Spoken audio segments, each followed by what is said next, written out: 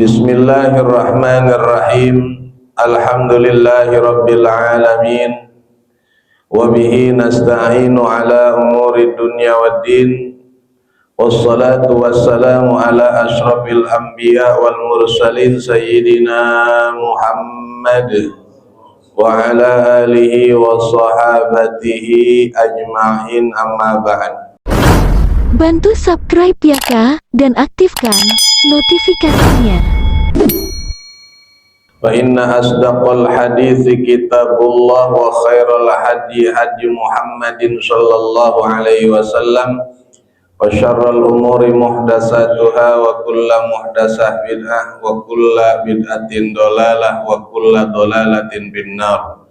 Wa bisanadil muttasil qala al-imamul muallif rahimahullahu ta'ala, al-qardu ay hadzal qardu, bermula inilah mengenai hutang piutang, inilah mengenai hutang piutang. Al-qardu lughatan, bermula berhutang itu secara bahasa. Makna secara bahasa al-qardu adalah al-qat'u, yaitu memutus atau memegat. Memegat bukan memegat Jawa ya. Kalau megat Jawa artinya cerai, betul ya? Pegatan ya sama juga. Pegat itu berarti mutus. Itu secara bahasa makna hutang. Namun secara syariat agama Islam, karena hutang itu dikenal dalam syariat Islam, termasuk dalam babul muamalat, bab mengenai luang lingkup masalah pekerjaan, berdagang, profesi dan sebagainya. Itu namanya muamalat. Jadi diatur dalam Islam dan diakui masalah hutang itu ada dalam Islam. Maka secara makna syariat adalah tamlikus syai'i, memiliki sesuatu, biraddi badalih, dengan mengganti, dengan mengembalikan penggantinya. Memiliki sesuatu dengan mengembalikan penggantinya. Jadi nanti dibalikin tuh yang dihutangi. Adapun hutang itu bisa terjadi asal memenuhi beberapa rukun. Arkanul qardi, bermula rukun-rukun pinjaman atau rukun-rukun hutang piutang, yaitu arba'atun, jumlahnya ada 4. Yang pertama mukridun, orang yang menghutang. Jadi orang yang berhutang namanya mukrid. Wa muktaridun, mukridun orang yang dihutangi atau yang memberi hutang, namanya mukrid. Mukrid adalah orang yang memberi hutang. Kemudian wa muktaridun, dan orang yang berhutang, yang minjem. Tadi yang memberi pinjaman, yang kedua adalah syaratnya orang yang meminjam. Wa mukradun, dan barang yang dipinjam. Keempat, wa wasighatun, dan adanya ijab dan qabul. Jadi ada ucapan dan ada penerimaan. Maka surutul mukrid masuk pada penjelasan berikutnya, syarat-syarat orang yang menghutangi. Orang yang menghutangi itu ada syarat, yaitu surutul mukridi, syarat orang yang menghutangi, isnani, jumlahnya ada 2. Yang pertama al-ikhtiyaru, yaitu dalam keadaan bebas dia, tidak dalam tekanan, nggak diancam, ya nggak diancam dia, ya dalam keadaan leluasa aja, tidak dalam tekanan, artinya dalam keadaan kondisi bebas. Itu yang menghutang. Yang menghutangi nggak boleh di pressure, nggak boleh tekan, pokoknya kudu pinjemin gua duit. Oh kagak, nyawa melayang, nyawa apa hutang gitu ya. Kayak gitu tuh. Jadi maka tidak sah kalau dalam tekanan. Wala yasihu iqradu mukrihin bi ghairi haqqin, wa amma bihi bi ayajib alaihil iktirad binahu iktirad wan hasiral amru bihi fasih. Akan tetapi kalau orang yang ditekan yang tidak dalam keadaan hak, maka itu tidak diperbolehkan, tidak memenuhi syarat untuk menghutangi orang. kalau dipaksa, tapi dipaksanya bukan hak. Tapi kalau yang hak, misalkan orang udah kelaparan, udah kagak bisa makan, kagak dipinjemin utang juga, diancem, ya, sama orang yang ittiror. Ittiror itu orang yang udah kepepet banget, Pak, sampai kalau kagak dia ngutang mati itu dia. Anak saya bagaimana nih, udah pada kelaparan, maka dia maksa minta utang, maka itu orang sah untuk meminjamkan, sah pinjamannya itu. Karena kondisi orang yang meminjam itu dalam keadaan sudah terdesak. Ittiror itu adalah dia udah hampir saja nyawanya hilang kalau dia nggak pakai pinjaman, ya. Atau wanhasir al-amru fihi, atau dia sudah punya keterbatasan untuk menyelesaikan masalah, udah mentok, maka dia paksa orang supaya minjemin dia, kemudian dipinjemin, sah peminjamannya. Maka yang syarat yang kedua, wa ahliyatut tabarru, orang itu memiliki kewenangan untuk mengeluarkan harta fima yukridu, terhadap barang yang dia mau pinjamkan. Kayak kemarin ada orang kagak berhak, misalkan di sini diumpamakan waliyun mahjur, yaitu orang yang diberikan kewenangan untuk mengelola harta orang yang terpenjara misalkan. Jadi selama dia di penjara, hartanya diserahkan kepada orang untuk dikelola. Karena dia nggak bisa nih yang punya harta lagi dikekang. Atau anak kecil ditinggal sama bapaknya, dia dapat warisan. Ada kan anak kecil tinggal bapaknya, warisannya miliaran, warisannya triliunan, disebut yatim dia. Tapi yatim yang ya, itu ada yang yatim kaya tuh banyak, Pak. Ya, yatim kaya banyak. Ya, artis-artis itu ya, bukan artis dong, pejabat publik ya banyak. Janda kaya, yatim kaya. Nah ini kan hartanya dia belum bisa kelola, maka dikelola oleh al-waliyu, waliyun namanya, waliyu mal, yang diberikan kewenangan. Dia nggak berhak minjemin kepada orang itu harta, karena hakikatnya adalah punya orang. Nah itu nggak memenuhi syarat dia untuk bahkan maksudnya tidak boleh dia buat minjemin. Kemudian surutul muqtarid, syarat orang yang menghutang, orang yang berhutang atau orang yang meminjam. Itu ada syaratnya, nggak semua bisa kita pinjemin, Pak. Maka dalam syaratnya ada dua. Yang pertama al-ikhtiyar, sama, dia tidak boleh ada dalam tekanan. Nih, pokoknya lu kudu pakai duit gua, gitu kan? Ya, gua kagak perlu, Bang. Pokoknya pakai nggak lu? Minjem nggak lu? Mau pinjem orang dipaksa, ya? Ada nggak orang dipaksa? Udah Pak, pokoknya kredit aja Pak. Ada nggak yang masa kredit ya? Itu namanya nggak sah itu Pak. Orang gua tadi kagak mau ngambil. Mana yang datang ke rumah sales apa sih? Bukan, yang tukang nawarin barang. Sales. Tapi kira-kira karena salesnya cakep, terpaksa nggak itu? Tertipu. Tertipu. Jadi dia dipaksa supaya minjem, itu nggak sah juga pinjaman. Umpamanya nggak sah bagaimana Ustadz? Ya jangan dibalikin. Nggak jadi apa? Nggak jadi hutang Pak. Terus bagaimana? Orang gue bilang dari awal, gue kagak mau minjem, nggak perlu kasih pinjaman. Sekarang masa lu minta? Kan gitu ya. Maka nggak wajib pinjemin Pak dalam ketentuan fikih. Nggak wajib apa? Wajib balikin. Lo nggak mau, gue udah bilang nggak mau, lu taruh aja tuh duitnya. Pokoknya lu pakai dah nih, lu pinjem, duit gue lu pinjem aja. Nggak mau. Nah itu namanya tidak memenuhi rukun syarat. Yang kedua, wa ahliyatul muamalah. Syarat orang yang meminjam itu ada kemampuan usaha. Jangan minjemin sama orang nganggur,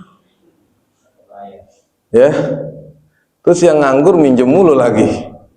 Oh, tahu nganggur minjem mulu, ya itu nggak memenuhi syarat dia minjem, Pak. Andai kata dipinjemin, duitnya kagak dibalikin, ya salah yang minjemin.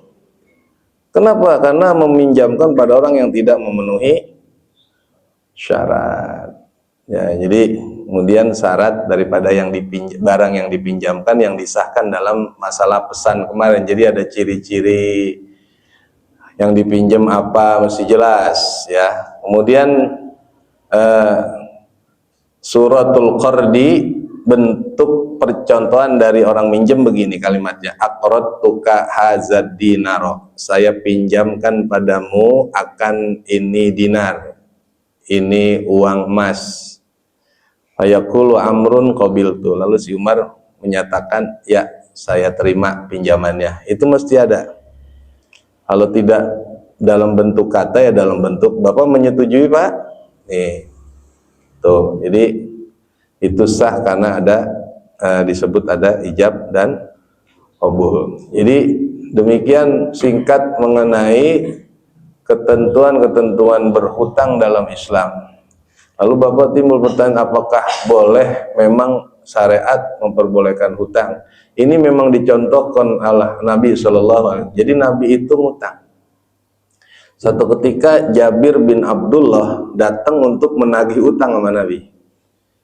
Jadi jangan ngomong begini, Pak, udah dapat cerita begini, Nabi aja ngutang apalagi gua. Bukan, ini untuk sebagai landasan Jadi tiap kali Nabi melakukan sesuatu niatnya bukan karena Nabi tukang ngutang, bukan. Karena ini untuk jadi syariat. Lalu Jabir berkata, ya, ataitun Nabiya sallallahu alaihi wasallam. Aku mendatangi Nabi sallallahu alaihi wasallam. Ya, tujuannya adalah wa kana li alaihi dainun, dan aku memiliki alaihi apes, bahasa Jawa apes atas Nabi, berarti Nabi yang ketimpa. Dainun yaitu hutang, Nabi punya hutang. Kemudian kata Jabir bin Abdullah, faqadani wa zadani, lalu Nabi bayar hutang. Nabi bayar hutangku dan melebihi. Jadi bayarnya adalah lebihnya. Jadi begitu masalah. Jadi bahkan kata Nabi, khiyarukum ahasinukum qada'a, sebaik-baik kalian adalah kalian yang berhutang tapi ngembaliinnya bagus, artinya ada tambahan.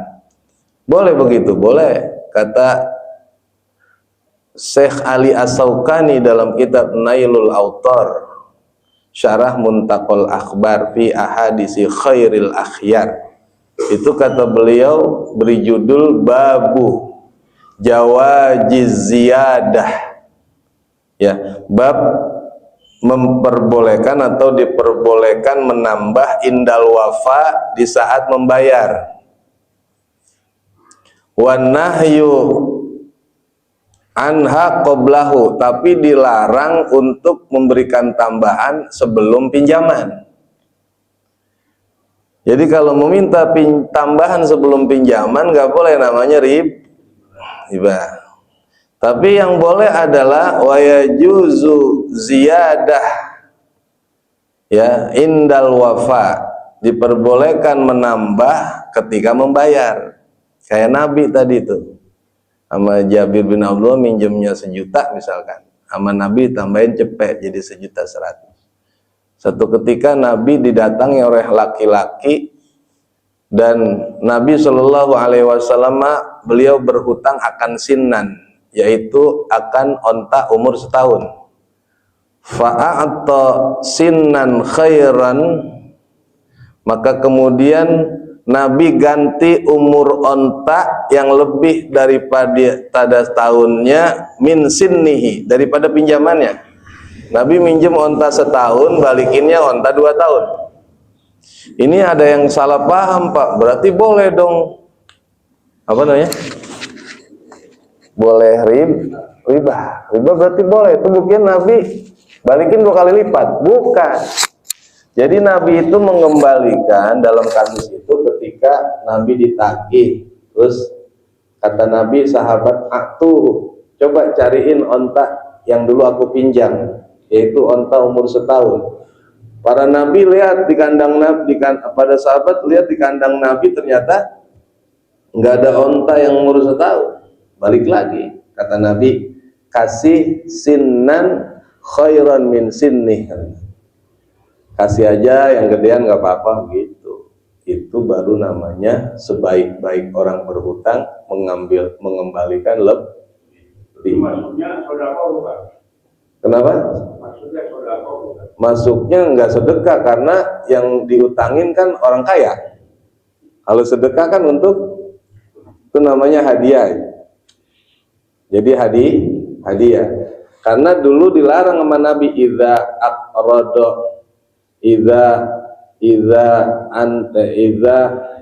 aqrado ahadukum fala ya'khudh hadiyatan. Kata Nabi, kalau kamu ngasih hutang jangan minta hadiah. Kalau minta kagak boleh, tapi kalau ngasih boleh. Jadi ternyata hadiah itu. Karena sedekah itu untuk 8 asnaf, fuqara, masakin gitu ya. Jadi itu jenisnya adalah hadiah. Hadiah tanda terima kasih gitu. Kalau pegadaian gimana, Pak? Balik lagi ke masalah gade kemarin ya. Gimana tuh? Kalau gade itu kan kemarin salah satu pegadaian ada babur rohan boleh gade. Ya. Gade itu adalah meminjam hutang dengan jaminan barang. Itu dengan harapan nanti kalau hutangnya kagak kebayar, barang gadenya dijual buat bayar hutang. Tapi nggak boleh ngomong begini, nih gua ngutang sama lu, gua taruh motor, sewaktu-waktu motor gua kagak kuat bayar, motor lu beli ya. Lah kata kita, mukrih lagi tadi, kan gua kagak mau beli motor, gua mau duit balik. Ya gua kagak ada duit, beli motor gua. Nggak jadi tuh Pak. Makanya dari awal yang syarat begitu nggak sah, menjadikan motor sebagai bayaran hutang.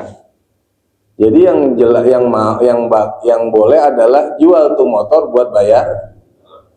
Jadi jangan motor dibebanin sama kita yang ngutangin. Udah lu jual aja tuh motor kemana kayak kagak boleh juga. Kan kalau di pegadaian misal saya punya HP, saya ganti pegadaian Ya. 300.000. Ya. Sebulan kemudian kita kembali 350.000 gitu kan. Oh ada bunga dong ya? Iya, di pegadaian. Wah iya, itu mah namanya menyelesaikan masalah, menambahkan masalah. Enggak, jadi gade itu begini dalam Islam. Berarti itu pegadaian bukan sistem Islam. Gade itu adalah meminjamkan uang dengan jamin sewaktu-waktu. Dan jaminan itu tujuannya apa? Untuk kalau dia nggak kuat bayar utang, nanti jual barang. Makanya kan dicek dulu yang mau digade bisa dijual apa kagak. Ya, tapi kalau dari awal ngomong begini yang mau minjam, Pak, ini saya gade sama Bapak, saya minjam sama Bapak, ini jaminannya ini. Nanti sewaktu-waktu saya kagak bisa bayar, Bapak bayarin motor saya. Itu nggak boleh, dari awal udah nggak boleh karena mukroh namanya. Udah maksa orang. Kan saya kagak mau, Pak. Lagi motor saya udah banyak. Akhirnya utangnya nggak kebayar. Jadi sistem Islam begitu. Jadi nggak nambahin waktu balikin, nggak nambahin balikin. Jadi diutangnya tetap. Misalkan digadenya ini puluhan tahun, gadean kagak dibayar utang. Ya udah utang memang begitu, Pak. Utang ada jangkanya nggak, Pak? Nggak ada kalau ngutang kan nggak ada jangkanya. Makanya disebutkan sama Nabi dalam hadisnya as-shadaqatu bi asri amsalihah. Sedekah itu pahalanya 10 kali lipat. Tapi kalau al-qardu bi tsamaniyata asyara, pahalanya 18 kali lipat, lebih gede, Pak. Tapi ngutang itu enggak berjangka. Sebayarnya itu kata Nabi lagi, man nafasa an akhihi kurbatan min kurabid dunya nafasallahu biha anhu kurbatan min kurbati yaumal qiyamah. Siapa orang yang menyenangkan orang yang lagi puyeng palanya. Lu ngapa lihat sih muka lu suntuk banget? Yuk ajak jalan-jalan tuh Pak. Pergi ke puncak. Nanti Bapak akan kesedihan Bapak di hari kiamat akan Allah berikan dengan kegirangan seperti kita menggirangi orang di dunia. Tuh, yang kedua, waman yassara mu'siran. Siapa orang yang gampangin orang yang kebelit, saya kagak punya duit, susah, terus kita gampangin dengan meminjamkan, maka yassarallahu, Allah akan gampangkan fid dunya wal akhirah, urusan dunia dan akhiratnya. Itu minjem namanya, ngasih solusi, tapi tidak ada jangka waktu emang Pak. Lu pinjem ya, itu namanya renten. Kalau lu kagak ganti ntar tanah sebelah sono jadi punya buah. Itu kan namanya tadi nggak cukup syarat, karena dia dalam keadaan apa? Mukrih, ikrah, dalam keadaan tertekan. Tuh banyak yang begitu tuh Pak. Dipinjemin aja, ketahuan orangnya kagak punya duit, punyanya tanah, dipinjemin terus. Begitu nggak bayar utang, ngambil apa? Wah itu, iya sama aja sama zaman dulu company nggak boleh begitu Pak. Islam nggak boleh begitu. Ketahuan kalau orang kagak punya ahliyatul muamalah, dia nggak bisa kelola uang, dia nggak bisa usaha, jangan dipinjemin. Ya, jangan kalau Nabi kan tadi contohnya dia minjem onta, orang dia punya kandang onta. Tapi kalau dia mau sendiri kan, kalau gua nggak bisa bayar, karena gua bayar pakai tanah gitu kan. Itu yang tadi kagak memenuhi syarat. Ya, bukan begitu ntar tanahnya, bukan begitu tanahnya jual buat bayar. Nah berarti sisanya buat siapa? Kalau Bapak mengambilnya tanah, ribanya gede itu, gedean banget itu ribanya. Siap-siap besok bangun hari kiamat sempoyongan kayak orang kesurupan.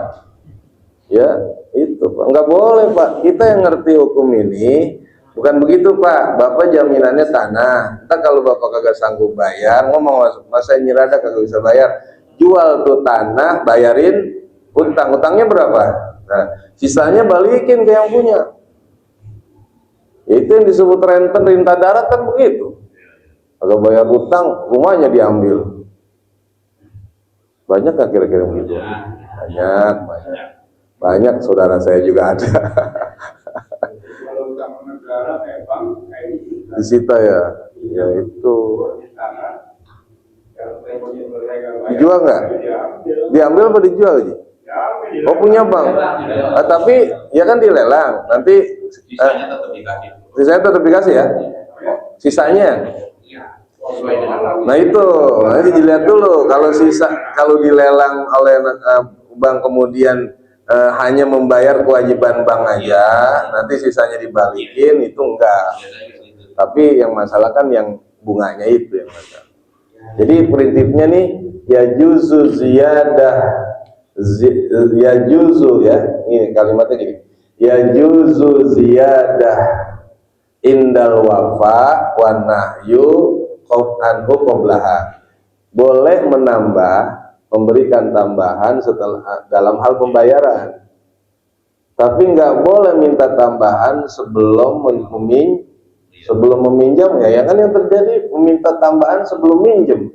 Ini Pak saya belum kasih pinjaman, ini pinjaman yang Bapak mau saya kasih diterima Bapak dengan ada tambahan begini-gini, itu yang nggak boleh. Itu yang namanya ribal qardi, riba dengan sebab menghutangkan. Nah, tapi gini Dai, kalau kita pinjam uang sama kita pinjam uang, terus tiba-tiba udah bulan tambahin berlebih, itu gimana atas kesadaran sih? Nah itu nggak boleh juga kalau sebelum minjam. Iya. Hari ini masuk di situ ya, wanahyu dan juga larangan, ada larangan yaitu anha daripada menambah. Iya. Berarti menjanjikan tambahan qoblahu sebelum minjem.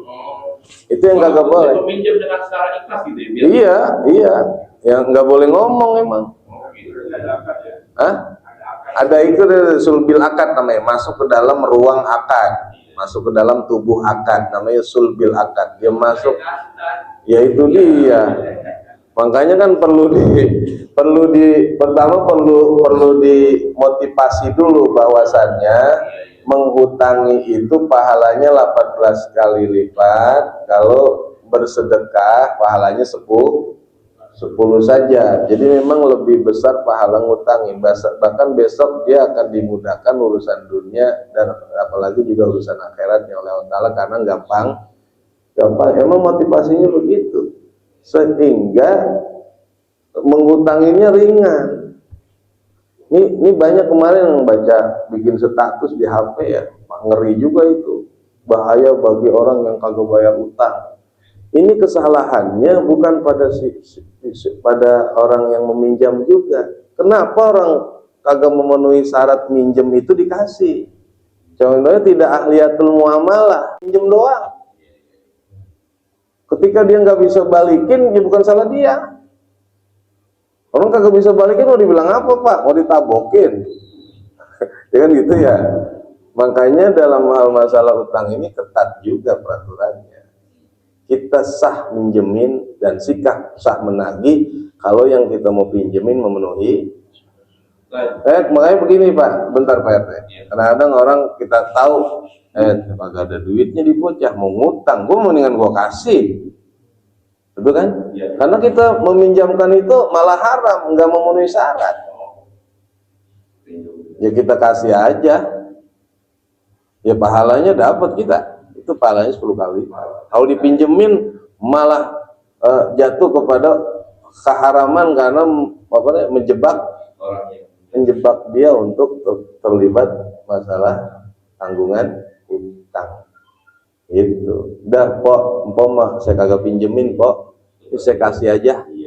Tuh. Tapi tentu nggak sesuai dengan yang diharapkan. Tapi kalau orang yang mampu, kita mampu nih, orangnya mampu, emang punya kerjaan, terus kita kagak kasih pinjaman, berarti pahala kita dikit. Memberi pinjaman sesuai yang dia butuhkan, itu pahalanya lebih besar. Itu. Tapi kalau yang tadi kasusnya ketahuan orang kagak ngapa-ngapain, lo pinjemin mulu, ya itu nggak ada pahalanya itu Pak. Itu begitu nggak ada pahalanya, malah jebak dia jadi dosa. Maka lebih baik kita jangan ngomong pakai pinjem. Biasanya orang begitu ngomongnya minjem mulu sih, bayar kagak. Ya gimana Pak RT? Jadi gini kan, kita bilang ketika kita dipaksa dalam keadaan terpaksa dipinjam ya, disuruh minjem, terus tiba-tiba kalau kita nggak bayar, itu sama, ini kita nggak bayar. Ya itu. Jadi gini, ya. Bukan masalah sahnya, gitu. Artinya kita tuh tidak bisa punya wewenang untuk menuntut. Untuk balikin nggak ada kewenangan dalam Islam. Cuma ya dosa-dosa dia. Yang dosa yang jelas dia. Kalau kita nggak punya kewenangan dalam Islam, nggak bisa ketemu delik menuntut, nggak bisa. Bapak mau nuntut bagaimana sama dia? Mau ketahuan nggak bisa bayar, pinjemin aja. Ya, jadi itu tadi tuh. Ini kan masalah hukum. Akhirnya orang yang berhutang tetap bisa dituntut, ya karena asalnya dia memenuhi syarat, tapi nggak dibalik. Jadi bikin ahliyatul muamalahnya udah memenuhi syarat, cuman orangnya ngabur mulu. Kan gini Pak, kadang-kadang yang ngeselin, kagak bayar utang tapi belanja mulu. Paham ya Pak? Dia kejar terus sih. Kalau perlu dia lagi belajar jajan pakai motornya aja gitu tarik. Gimana urusannya? Ya muzab-zab. Itu yang kasus Nabi nggak mau nyolatin gitu. Jadi sampai jenazahnya nggak mau disolatin sama Nabi. Ketika sahabat ada yang menjamin, saya Nabi yang menjadi penanggung zimmah atas hutangnya, saya yang tanggung. Jadi zimmahnya, hutangnya saya yang tanggung. Baru Nabi mau nyolatin. Dan dalam hadis lain, al-mayyitu mudzabzabun bidaini. Seorang yang meninggal dunia menanggung hutang, ruhnya itu nggak bisa diangkat Pak. Itu yang disebut fil hawa baina sama wal ardi. Jadi dia di udara. enggak ke langit, enggak ke, kalau dibalikin ke tanah dia bukan orang kafir. Orang kafir kan ke sijin, nembus ke tanah lapis 7. Kalau orang mukmin ke langit. Tapi lantaran dia masih punya kasus, belum bisa ke langit. Hah? Sampai selesai utangnya diberesin. Oh iya begitu, bil hawa sampai diberesin. Itu yang maksudnya al mukmin al arwahil asin minal mukmin. Itu ruhnya orang-orang yang beriman Allah Ta'ala, tapi dia bermaksiat karena melakukan satu dosa. Dosanya sesama manusia, belum selesai dia. Makanya kenapa serahan jenazah itu melakukan itu. Tapi jangan ngomong doang loh Pak. Ngomong doang, kalau ada sangkut paut doang silakan menghubungi, begitu hubungi nggak dibayar. Namanya modus.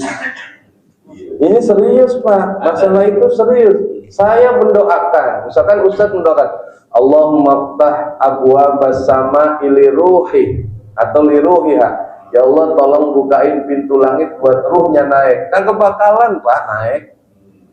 Biar saya doa sampai bubusa juga. Kalau urusannya belum diselesaikan. Itu doa saya untuk Allah mempercepat aja. Langsung naik. Tapi kalau ada yang nagih di bawah bagaimana bisa naik? Masih pegang. Nah iyalah. Masih ada yang nagih. Bayar dulu. Itu keluarga ngomong begitu serius. Jadi sebelum ada bagi-bagi, selesain. Jadi kan yang diutamakan dalam jenazah yang pertama masalah penguburannya, pengkafanannya, penyolatannya.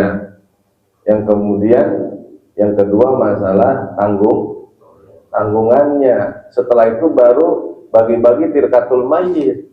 Lu di sono, lu yang di sono ya. Gua STNK, gua BPKB, itu belum selesai dibagi, belum bagi dulu sebelum selesai masalah hutang. Itu kaitan. Berkaitan dengan tadi utangnya setelah meninggal ya, dia belum terbayar. Nah kita sebagai yang diutang ini, kalau yang mengutangin, kita mengikhlaskannya itu haruskah dengan keluarganya atau kita sendiri ya? Oh ibro ya, melepaskannya ya. Saya inilah ikhlas sama dia. Ya. Kita tidak mengucapkan dengan keluarga. Baik. Yang almarhumah itu gimana? Ya, jadi minimal kalau dalam ketentuan fikih kan perjanjian hutang yang seperti tada yang tumbidaining faktubuha. Kata Quran, bila terjadi transaksi hutang kita antara kalian adalah tercatat. Atau tercatat itu dalam pengertian ada dihadirkan 2 orang saksi. Jadi kalau saksi hutang, saksi nikah itu 2. Kalau saksi kojab, saksi tuduhan perzinahan itu mesti 4. Jadi yang minimal ada 2 saksi. Panggil tuh, tapi saksinya bukan keluarga ya. Saksinya bukan keluarga, saksinya mesti orang lain. Kalau saksinya keluarga nanti ada yang mungkir. Ada yang mungkir, ada yang bilang enggak sih dia nggak ngomong begitu. Itu keluarga bisa jadi. Jadi ya saksinya dari orang lain. Kalau 2 orang saksi, kemudian jadi ini tolong saksikan bahwa sejak beliau meninggal dunia, maka aku sudah ibrohkan, saya sudah bebaskan masalah hutang piutangnya. Ya itu jadi minimal 2 orang saksi. Kalau kita nggak pakai saksi, kemudian hari kita juga kagak ada, anak kita tahu. Entar dia nuntut. Ya kalau cuman goceng 15.000 utang kopi, utang Indomie sih ya beres dah. Tapi kalau utangnya mobil, utangnya emas kan menjadi masalah. Makanya perlu dihadirkan 2 orang saksi yang bukan keluarga. Ya, kalau yang keluarga nanti di keluarga bisa lain, ya bisa berkelit ya. Ya. Kalau mau utang, kita bohong bisa. Bohong gitu. Kalau nggak punya duit, kita berbohong kan dengan itu kan. Kita berbohong. Oh, ya itu ada kasus, ada ketentuan lain tuh. Jadi kata Nabi kan la kaziba illa fisnaini. tidak ada dusta kecuali dalam dua perkara, yaitu li islahil muslimin, yaitu untuk kemaslahatan orang Islam. Umpamanya ada yang mau berantem nih, ya, ada yang mau berantem udah siap-siap perang, kita bohongin atu-atu tuh. Sebenarnya dia kagak musuh malu, gitu kan. Dia mah kalau ngomong sama gua muji-muji mulu, yang benar lu. Ya, kalau yang satu dibohongin lagi sama kita, dia nggak jadi berkelahi. Yang kedua, bohong kepada mudayyan. Mudayyan itu yang suka ngutang. Wah dia datang nih, wah beres tuh. Itu Nabi pernah bohongin yang begitu. Dan itulah kadziba bi isnain. Kata Nabi tidak dianggap dusta bagi dua perkara. Atau dalam hadis lain karena bohongin masakan istri. Pernah dengar ya Pak? Ya. Kalau istri baru belajar masak, kita nggak boleh jujur Pak. Kan katanya kudu jujur, kagak enak kita kata kagak enak. Itu kan besok jangan ngambek, mus sekalian mau masakin lu, gitu ya. Jadi bohongin tuh istri, makanan enak banget. Ini mah kagak ada lawannya dah. Di warung mana juga kagak ada, ya kagak ada orang kagak enak, nah, gitu ya. Jadi itu bohong yang begitu. Kalau yang kedua bohong masalah mudayyan itu orang yang suka ngutang mulu. Nggak apa-apa Pak RT. Emang ada yang begitu Pak RT? Karena itu tadi Pak, karena dia kan tidak ahliyatul muamalah. Orangnya kagak jelas gaweannya apa gitu kan, maunya minjem mulu. Nah maka itulah yang kata Nabi la kadhiba. Nggak dianggap bohong kita, berarti nggak dosa buat bohong yang begitu. Ya. Ini kasus saya nih. Jadi begini, orang itu utang sama saya awalnya karena dia sama gitu. Tapi di tengah perjalanan dia nggak benar akhirnya ya. Katakan saya ditipu, terus waktu bulan itu utang uang itu kemana nggak balik ke saya. Iya. Dan menggantikan dia utang ya. Betul. Nah, Ya. sedangkan tadi dikatakan bahwa apabila kita memberikan dosa kepada orang, maka kita mendapat pahala dalam ampunan sekali. Iya betul. Nah, kalau yang seperti ini gimana Ustaz? Iya. Iya, ini sama saya karena saya ditipu ini. Sama, berarti kan dia sudah memenuhi syarat awalnya. Karena kan ahliyatul muamalah. Asalnya kan dia pengusaha ya. Usaha ya. Oh ya itu dia. Berarti asalnya iya, tapi kan takdir menyatakan lain. Di kemudian hari gagal misalkan ya, atau keadaan taflis, bangkrut gitu ya, itu lain hal. Tapi awal minjeminnya itu udah benar. Nah nanti kewajiban Pak Haji menagih ketika udah ada kemampu. Kalau udah ada kemampuan balik jadi tagihan lagi. Tapi selagi dia kagak ada mampu mah nggak ada. Tapi masalahnya begini, jadi ternyata terjadi uang saya itu bukan dipakai untuk bisnis. Wah nih. Awalnya jarang. Oh iya. Nggak tahu ya buat bayar anaknya kuliah. Oh buat kepentingan.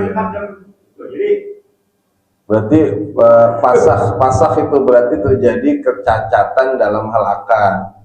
Itu bisa ditarik tuh. Ya, tapi prinsipnya dia adalah asalnya ahliyatul muamalah. Jadi kita minjem tuh udah sesuai prosedur Islam, syariat. Jadi kita boleh nagih gitu rasanya. Kita boleh nagih. Yang begitu-gitu kita tagih. ya saya sih tidak berharap lagi seperti itu ya. Ya. Udah nggak pengen lagi kan kamu udah nggak mungkin dia bayar. Kalau kata sebagian kiai mah utang kita nggak akan pernah hilang. Besok buat tagihan kan ada riwayat ketika telah dihisab oleh Allah ada orang dengan khazinatul amal namanya. Dia punya segunung amal tuh. Ya Allah, saya berhak untuk masuk surga dengan segudang amal. Tunggu kata Allah Ta'ala. Dipanggil hamba-hambanya, adakah yang punya hak kepada fulan, pada hambaku ini, pada ngacung tuh. Saya ya Allah motor. Ada yang ngomong motor. Saya ya Allah batu cincin. Iya loh. Sehingga akhirnya kemudian diambil, kata Allah, ambil dari amalnya. Diambil itu atu-atu. Nah ketika kemudian udah habis amal baiknya, dia punya amal habis, masih banyak juga yang pada nagih. Lo gimana orang udah kagak punya? Akhirnya dosanya ditransfer kan? Transfer dosa-dosa kamu kepada dia. Nah itu yang disebut muflis di akhirat itu begitu. kebangkrutan di akhirat begitu. Tapi kita ada perbedaan nggak tadi? Tadi yang dikatakan kita dalam berbisnis ya. Pada saat itu kan dia utang ya, kalau dia kembalikan uang kita kan, sama kita minjamkan gitu kan, kita minjam kalau dia minjam uang gitu kan, apa sih perbedaannya ada nggak dari segi? Oh sama, itu kan tadi minjem modal. Modal. Jadi kan minjem modal buat dikelola, sama kita juga minjem kan dia buat pakai. Bukannya dalam Sama, minjemnya sama. Kayak gini ya, ada orang mau hajatan, kita pinjemin dulu. Kan lihat dulu, ada ahliyatul muamalahnya enggak? Ada kemungkinan balik apa kagak tuh? Bahasanya ya. Oh ada. Kalau orang mau hajatan kita pinjemin, ngapa mah? kalau segini Enggak, gini, orang minjemin buat hajatan. Itu ada kemungkinan balik nggak? Ada. Tanya Bang Ucup nom. Balik ini dari mana Bang? utangnya masih 5 belum bisa bayaran. Iya, tapi kan belum dibuka itunya kan. Kotak Doraemon. Itu namanya ada ahliyatul muamalah, Pak. Minjemin begitu nggak apa-apa, Pak. Memenuhi syarat kok. Orang besok ada. Iya kan ada kotak Doraemon kan dari buka. Itu memenuhi syarat. Kalau saya dengar kita orang susah. Sebatas mana kita nagihnya kan tidak boleh ya, kita juga termasuk berdosa katanya kita kalau tidak menagih. Dia hidup pada saat tahun 2000 dia utang kita nagih-nagih nih sampai sekarang. Itu gimana bagi yang Enggak, kalau nagih kan wajib. Ini kan Nabi didatangi oleh Jabir bin Abdullah. Kana li alaihi dainun. Nabi punya utang sama saya datang. Jadi datang, maksudnya datang itu datang nagih. Ya tapi kan nagih tergantung, Pak. Kalau kagak ada apa yang mau ditagih? Itulah utang, Pak. Utang begitu, kita tagih kagak ada ya balik. Besok nagih lagi nggak ada lagi ya balik. Emang mau ngapain? Mau dicekek orang? Ya begitu. Jadi selagi dia berpiutang ada kewajiban kita nagih. Nanti kalau misalkan berkali-kali tagih, gue pegel banget dah. Tergantung bapak dah. Nggak tagih di sekarang berarti mau nagih di sono. Atau membebaskan sekalian. itu bebasinnya berapa tahun gitu ya? Maksudnya? Ya, Enggak, bebasin yang tadi maksudnya dibebasin dah lo udang gue lalu sih lunanya itu seperti membedakan seorang budak kan pahalanya. ada utang tahun 2000, wow, udah 10 tahun belum bayar, itu apa 15 tahun udah bisa bebas itu gitu kali ya? Ya emang utang mau begitu Pak, kalau namanya utangnya 2 juta, misalkan 2 juta, nantinya besok tahun 2050 ya tetap 2 juta utang mah. Emang mau dibengkakin? Ya berarti riba dong. Enggak, maksudnya walaupun bebasin yang nggak bayar ya udah kita bebasin ya itu ya, itu walaupun Ya bebasinnya enggak, ntar lu 15 tahun gue bebasin, tuh tagih lagi itu mah bukan bebas namanya. Bebas itu maksudnya kalau kita bebaskan di dunia urusannya. Udah berarti putus utang sama lu, gua anggap lunas, lu udah nggak punya utang lagi. Itu yang namanya ibroh. terus tiba-tiba 2 tahun kemudian yang belum dibayar itu gimana? Oh dia mau bayar gitu? Ibaratnya kita udah bebasin nih tiba-tiba 2 tahun dia ke rumah. Ya itu yang tadi khiyarukum ahasinukum qodoan. Sebaik-baik kamu adalah orang yang paling baik mengembalikan utang. Kalau dia masih ingat gua dulu punya utang sama dia, biar Kita kata dia. ambil nggak apa-apa. Oh ambil. Tapi nggak diambil juga nggak apa-apa ya. Takut kata gue borok sikut. Kemarin gue udah mas udah gue tanya. Ya nggak juga kan hasan hukum, ya hukum, hasin hukum, kodoan. Itu saya kejadian teman udah CS dia mau main bercanda nggak punya duit. Tarik saya. Udah lah. Udah itu daripada ini. Ya dapat pahala juga dia nolongin itu. Ya. Kalau yang saya utarakan, kalau memang utang itu nggak mungkin ya tertagih. Ini sebaiknya sikap kita ini gimana ya? Kan kalau kita memang orang itu berusaha pada kita, begitu dia mau bayar nggak ada katanya kita kan mendapat pahala. dia ada paham. Iya. Jadi sebenarnya kita bersikap gimana ya, kita ikhlasin apa? Iya, jadi gini, saya kemarin baru ngupas hadis tentang ar-ruhama, orang-orang yang punya rasa melas kasih sayang. Kata Nabi, la yadkhulul jannata illa rahim. Tidak akan pernah tidak masuk surga, tidak akan pernah masuk surga kecuali rahim. Orang yang ada rasa melas, gue melas kasihan tadi bagaimana di sono ya. Itu udah pasti masuk surga tuh. Udah pasti tuh Pak. Karena kita kesianan, itu rahim. La yadkhulul jannah illa rahim. Tidak akan pernah masuk surga kecuali yang masuk adalah rahim. Orang yang rasa punya iba, kesianan dia besok gimana, utang lah arwahnya nyangkut. Itu yang disebut rugen tayangan begitu Pak. Bukan kuntilanak, gondoruo, itu mah jin lu keplok. Kalau ada jin yang begitu, kepokain aja, rame-rame sambitin. Yang disebut gentayangan itu yang tadi, punya urusan sama orang belum diselesai. Ya, daripada dia kagak balik ke langit, ya kesian gua sama dia. Udah gua bebasin aja. Itu udah pasti surga tuh yang bebasin tuh. Berdasarkan hadis itu. Karena rasa iba, rasa sayang, kesian, rasa kesian. Arisan ya, arisan bukan akan balikin. Termasuk utang Ya utang dong. Ya itu termasuk Arisan keluarga.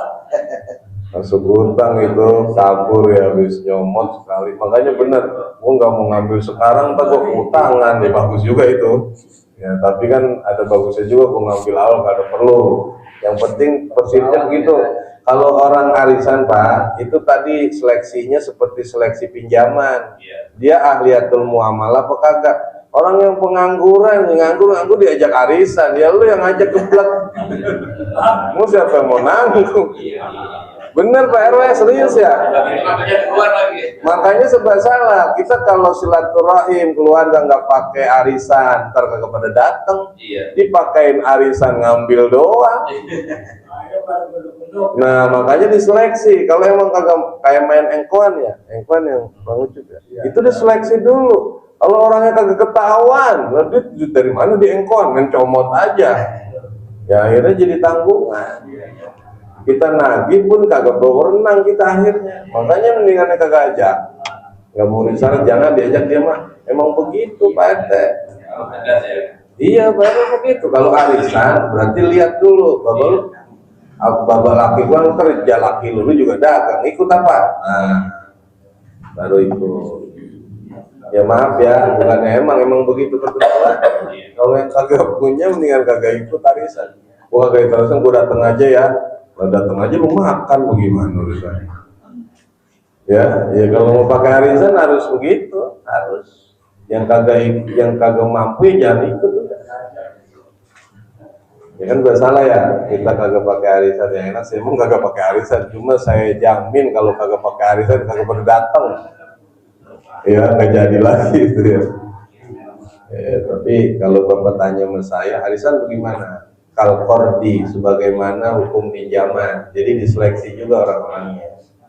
Sudah Bapak, cukup Pak ya? Insyaallah wallahu a'lam bishawab. Al-Fatihah.